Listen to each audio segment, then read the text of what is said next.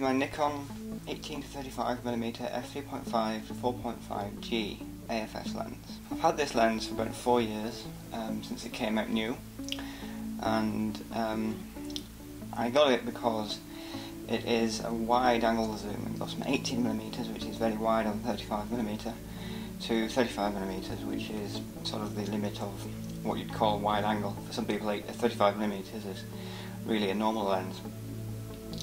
And back in 2011-12, when I bought this, and when it had just come out, I was still using my D80 DSLR, which was a DX SLR, which is Nikon's APS-C sized sensor line of DSLRs.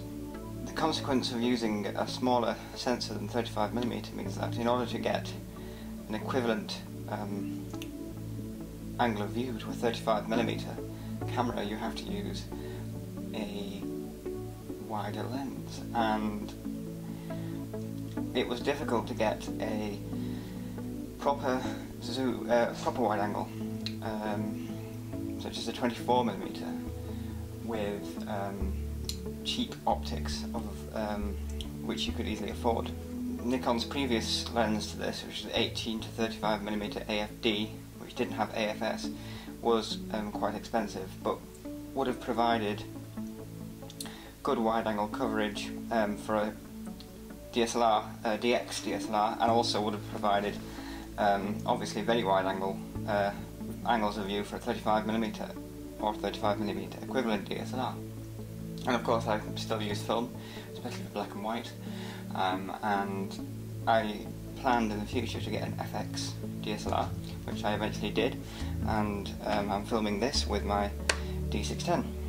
So instead of buying a DX lens, which is Nikon's line of dedicated DSLR lenses which don't really work with 35mm film, or FX, which is the 35mm equivalent sensor size, I decided to, when I got a new job and had a bit more money, I decided to future-proof my lens lineup by avoiding the DX lenses and going straight for an FX or 35mm wide angle, which I could use as a standard zoom on my D80 DSLR, and would also be able to use as a wide angle zoom on my film cameras. And eventually, when I got a FX DSLR, I would be able to use it perfectly as a wide angle zoom, which is indeed what I'm doing now. So let's take a look at the basic features of the lens. So it's in line with Nikon's modern design approach for AFS lenses, which means it has the window type focus distance indicator, and it has the ED badge. This is an ED lens. However, ED optics are extra low dispersion glass and are intended to prevent chromatic aberration with long lenses, and it's debatable whether they actually add anything to wide angle lenses such as this,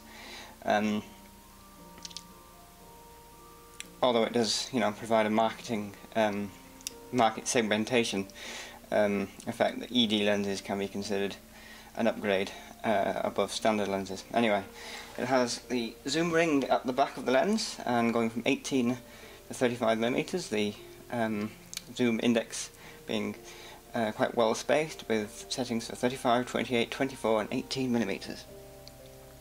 The mounting indicator is the more modern sort of raised plastic white lump, as opposed to the usual indented dot, and the focus ring is at the front. The lens comes with the more modern type of Nikon caps. It has a 77mm filter ring, and as you can see, it is made in China, which is a bit disappointing for a lens which cost about £700 when it first came out. It also has a 10-year cycle indicator, which means that the expected lifetime of the lens is 10 years. Hopefully we'll get more service out of that in practice. The advantage of this lens over cheaper zoom lenses is that the lens does not change or extend when you focus, which is a consequence of it being an IF design, so internal focusing means that the lens does not extend. But also a very significant advantage is that it doesn't change shape when you're zooming. So if you were to rotate the zoom ring, the internal optics move behind the front lens element and very slightly inside the mounting here, but the overall length of the lens does not change, which means that it's slightly more difficult for dust to get into the lens, especially if you're using a filter over the front, which I recommend when using out of doors. Essentially just to keep dust off the lens element, which means that you don't have to clean it as often.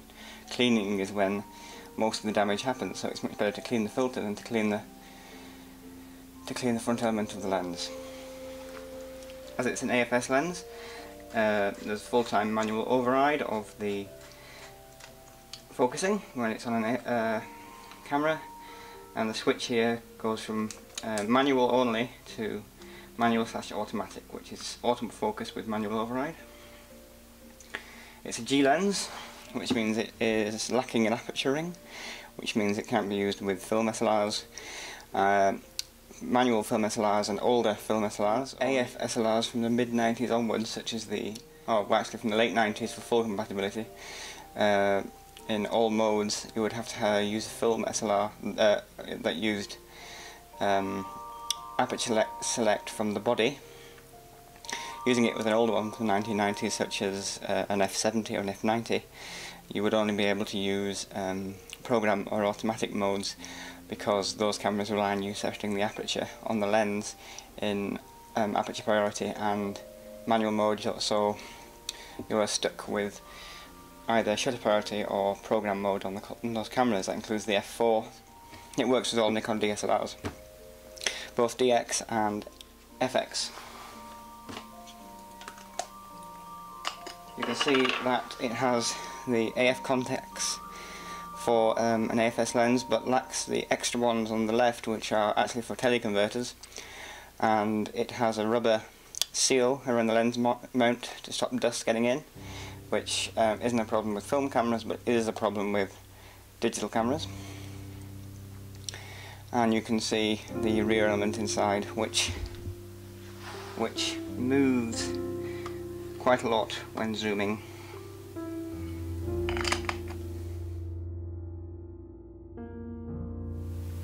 Okay, so this is the packaging the lens comes in. It's the more modern type of Nikon lens box from about 2006 onwards. I think now it's slightly changed and they have a silver band around it, but it's generally similar, having the Nikkor lens wording prominent, and with the focal length quite prominent as well. It has the barcodes and accessory information on it, and otherwise it's just a standard sort of gold Nikon box. So it opens like this, and it comes with a number of manuals in different languages. They're all the same, but with different languages. This is the English one, and these are the selection of languages that you get. It's very standard Nikon manuals. You also get warranty documents. The lens itself comes inside the plastic capsule, which is a more modern sort of design trait. And this opens by undoing this little slip here, and it has two press studs, which are a little bit of a tight fit. It comes with a fairly small bayonet lens cap, which I tend not to use, so it tends to stay in the box. And here's the lens itself. So, all in all, it's quite well packaged. So it's just generally very standard Nikon packaging.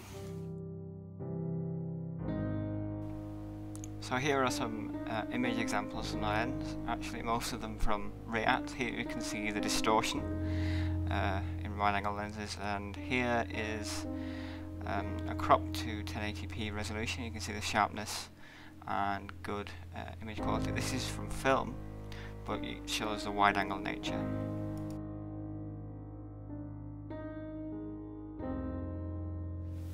So, the verdict. Well, it has very good image quality indeed, actually.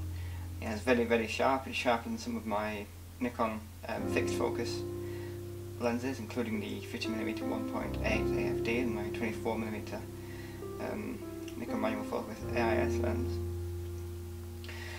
So I'm not disappointed in that respect at all. It's worth the money in that respect. The one sort of downside is the build quality. It doesn't feel as cheap as sort of Nikon's sort of standard sort of amateur standard lenses, and certainly is much better than the kit lenses you generally get with DSLR kits such as the 18-35mm lens, which are very, very cheaply made in plastic, very easy to break, although optically they aren't terrible. This lens, for its price point, about £700 new, something like £600 or $900 or whatever it actually goes for new these days. The main thing you notice about it, it's very light. I'll give you the actual weight in grams below, but it's, for the money you would expect it to be a bit heavier, and the lightness basically means that it doesn't have many metal components. Obviously it has a metal lens mount and presumably metal zoom cams, but otherwise it's entirely plastic, and it's good quality plastic, but the lightness doesn't instill confidence. When you pick it up you are surprised by how light it actually is, and that is a bit of a downside, and it doesn't really fill you with confidence. The surface finish is actually quite good, and the focus ring is passable. It isn't obviously as good as a manual focus lens, but it is better than cheap lenses, and the zoom ring actually is very good. It's very well damped and a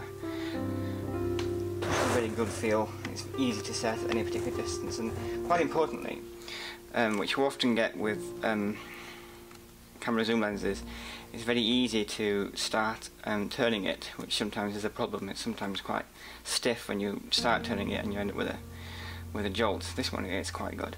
So overall, it's a very good lens in terms of optics, much better than sort of ordinary consumer grade ones, but it's lacking in terms of its build quality. Obviously, being made in China keeps the cost down, and obviously the lack of metal keeps the cost down. If you wanted a more metal, higher quality, better built lens, you'd have to go up to the 16-35mm f4, which is a very expensive lens made now in Thailand or Japan. Although I don't expect that to have a much better optical quality, it will be much better in terms of its build quality.